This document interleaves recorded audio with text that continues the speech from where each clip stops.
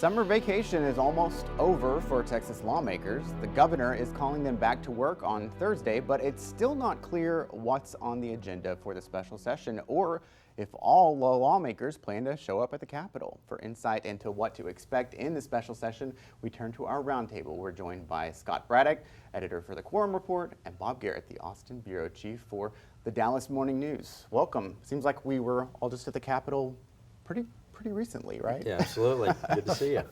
Thank you for joining us. So everyone expects SB 7, tightening voting rules, to come up in the special session, but Democrats have had a tough time with this particular piece of legislation. How do you think it's going to go this time based on what we saw in the regular session? Well, I would say that Republicans had a tough time with it. If they all agreed on what the bill should look like, that would have passed months ago, right? I mean, the Speaker, Lieutenant Governor, and the Governor never got on the same page about what should be in the elections bill. Go back 10 years ago when we debated and we saw them talk about and eventually pass voter ID, Bob.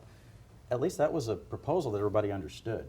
Right? It was a straightforward thing. You need to show ID when you vote, and it was bitterly debated. Democrats against it, Republicans were for it, but it eventually passed. This is a much harder lift because what Republicans are trying to do is avenge Trump somehow.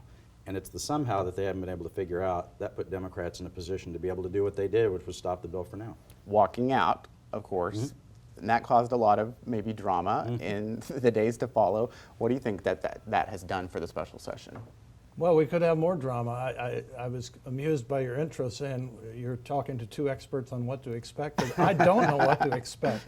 I mean, you can make a case that Democrats have no reason to show up at all. Voting rights is like just a do or die issue for them historically. And I don't see anything being offered on the agendas being discussed by the governor that lures them to take part other than this veto of the money for paying their staff. And so maybe they raise the money and nationally, now that they're national rock stars. They've been to Washington and been on national networks. I don't know what happened. Making the tour. Yeah. Right. What issues do you see could be playing out in the special session, maybe beyond SB 7? Well, the things that are, buzzkills for Democrats that the governor's been talking about are doing more to make teachers not teach critical race theory, which most people probably didn't even know what that meant 5 years ago. Social media censorship, another Trump related issue. We have bail, which, bail reform could appeal to Democrats depending on the language and the version, but the Abbott version is a little more punitive and restrictive of judges. And so I don't see a lot. Of course, there's all of Dan Patrick's transgender sports and taxpayer-paid lobbying bans that might be on there too. Did he miss anything? Well, I think the start of the special session, the actual date, is interesting. People asked, why is this starting on a Thursday going into a weekend? And I think if you look at if you pull back and look at the broader landscape of what's happening politically, it's the same weekend that CPAC, the big conservative political action conference, starts in Dallas.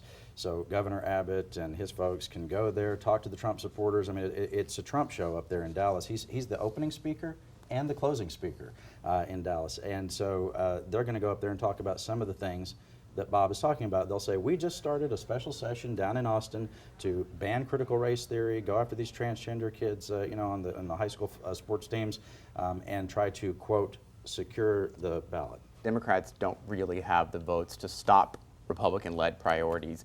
What is their strategy going to be then? I'd love to be a fly on the wall, in the room when they're discussing that privately. I think there's been maybe an overplaying of the walkout with some of the activists in the Democratic Party who they'll ask, why don't they just not show up? Why don't they just do this all the time? Just deny quorum. It's interesting. Every vote and every election matters. If you go back to 2011, the last time they did redistricting, there were 101 Republicans in the Texas House. The Democrats could have been in Las Vegas playing the slots, and they still could have done business on the floor, right? It doesn't matter. In the decades since, Democrats picked up enough seats to be able to do what they did. So now they do have that ace in the hole, if you will. But I think they're going to want to hold it until things get really ugly at the Capitol. You don't go nuclear right out of the gate. I think they're going to be more strategic than that. Different thoughts? I kind of disagree. I think if the Democrats are going to kill the election bill, they can't show up. And they have the ability to do that with, if more than 50 House members, and they have 63 House Democrats, don't show up.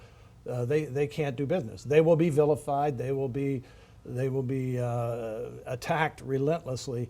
But they could get by, and really then it would be Republican staffers not being paid, and the Democrats are getting some national money to pay for their staff. So I don't see, I mean, there is this scenario where they could show, the Republicans could show Democrats, we can give you this district in redistricting and you'll be safe if you show up for this special session. Otherwise, we're going to kill you by the drawing of the lines. That is something Scott and I were talking about in the green room, and that could happen.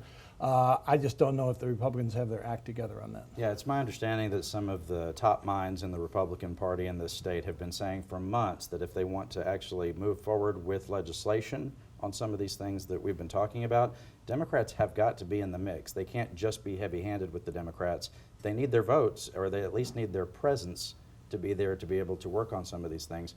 And so it's going to be interesting to see if they can find that balance in an environment where Abbott is trying to appear as tough as possible on those same Democrats, that Speaker Phelan needs to be in the room to be able to go forward.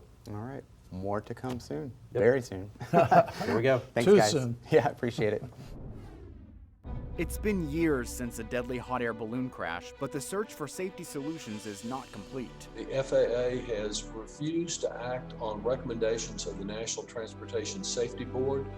They have done it repeatedly. Coming up, our investigation follows up on promised safety plans that are slow to take effect. After a year of virtual learning, student test scores plunge in Texas. How action from state lawmakers could help kids get back on track.